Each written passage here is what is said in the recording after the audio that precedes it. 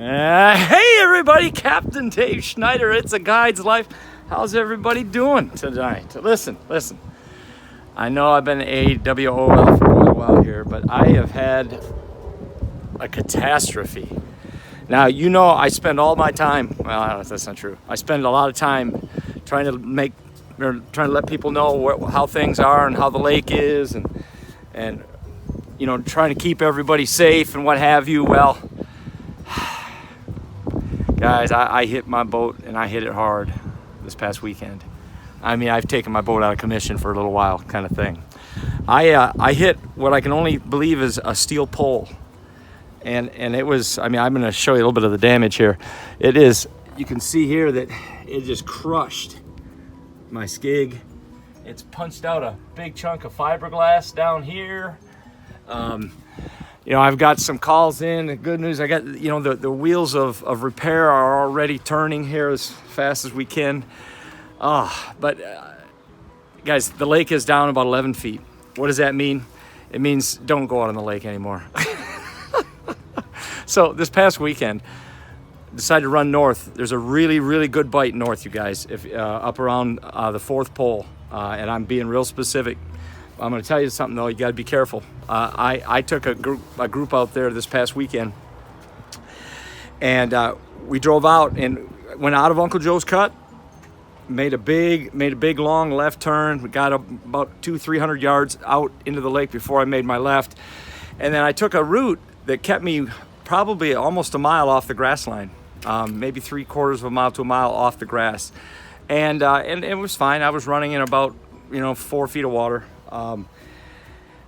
Went all the way out. Now there's this big long grassy point before you get to Turner's. If those of you who've been on the lake know what I'm talking about, and you got to get right before you get to Cochran's, and it sticks way out in the lake. You got to go way out around that thing, which is where I was. But anyway, you go out around that, and then run down and you start counting the poles. When you get right about just past where you'll find the first pole outside of Cochran's.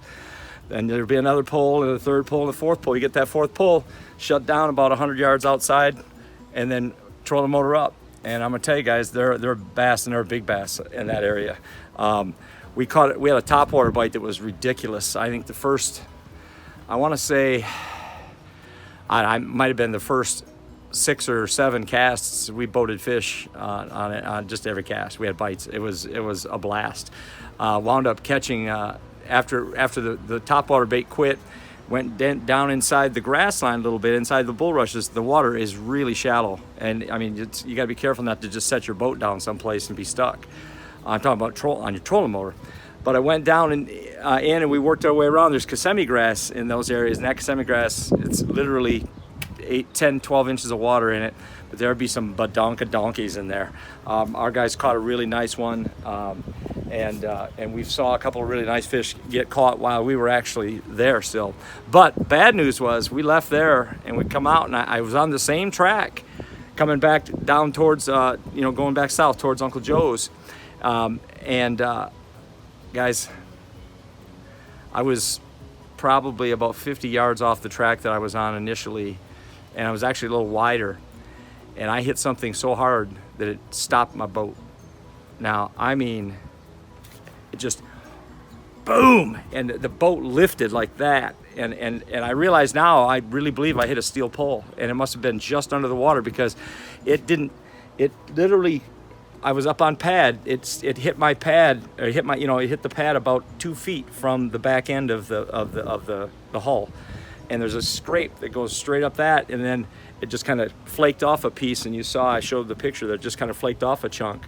I've been waiting now. I've been 4 days waiting for the fiberglass to dry out. I got to get it good and dry, and then there's a shop that looks like they may be able to fit me in, and I might be able to get that done here before too much longer. I'm still waiting to hear on that, but I really shout out to those folks. Of course, after I get out the details, I'll let you know all about those wonderful people. I cried like a baby, man. I was so distraught. I've got 4 videos that I've got that I need to get out to you guys. I just need to kind of put some trimmings on them, and I've been going through some just man, just so bummed out about the boat and everything. And so now that I've kind of got the wheels turning here, and I've ordered a new lower case for the motor here and stuff, looks like we're gonna get it back and running, and that, so I'm feeling a little bit better about it. Guys, you got to stay safe, man. The lake it's just, what I hit was just a freak thing. I'm gonna go back out and actually see if I can locate it and maybe mark it or something, because whatever it is just under the surface. I mean, it's just under the surface. Because after I hit it, I mean, I was still in 4 feet of water, which, I mean, I didn't come across a rock pile or anything like that. Man, you got to be careful. And I've been saying that forever and ever and ever. Wear your life vests. But if you're going to run the lake, of course, I'm sitting here saying that if you're going to run the lake, you run the lake, be careful, be careful. And I was doing everything that I preached, and I hit some freak thing. And it's absolutely heartbreaking, man. But having said all of that, I've got some really nice fish that my guests have been catching over the last month, 3 weeks or so. We've had big fish over 10, a couple of 9s, just a bunch of nice quality fish, and I want to get those things out to you. I owe it to my guests to get those things out so they can see their fish on video as well. So Captain Dave's going to get that thing rolling here. Well, anyway, that's here and there, whatever. A couple of last words, guys. Watch out, there's a lot of gators in the rim ditch now. You're going to start hitting them probably because the water's getting lower and lower. You want to start, it's getting to be, if you're going to run Uncle Joe's Cut, which is still probably one of the safest places to run.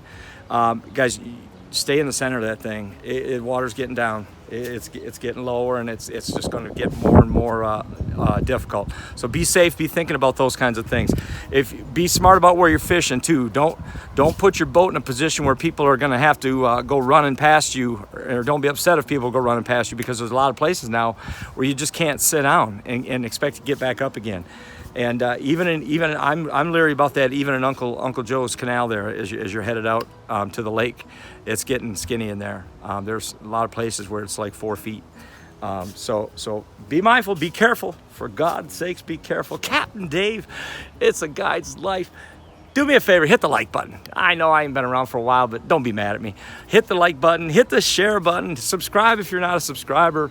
I'm gonna keep these things coming at you here. I've said it many times, but I've really got some nice stuff I wanna show you. And to be very honest with you, that little bit of that depression and darkness is off my soul today after talking with Eric and getting that. Man, it could have been a lot worse. Just shocking. So anyway, be safe. I'll talk to you guys soon.